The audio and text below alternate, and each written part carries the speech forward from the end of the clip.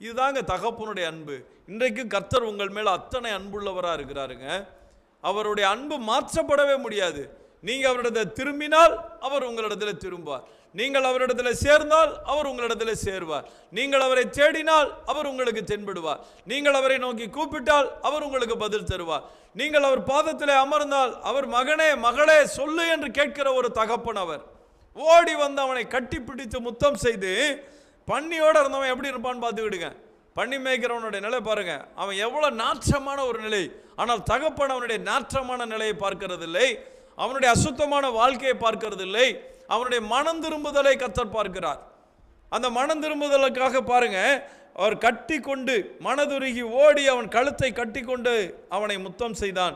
குமாரன் தகப்பனை நோக்கி, தகப்பனே, பரத்துக்கு விரோதமாக உமக்கு முன்பாகவும் பாவம் செய்தேன், இனிமேல் உம்முடைய குமாரன் என்று சொல்லப்படுவதற்கு நான் பாத்திரன் அல்ல என்று சொன்னான்.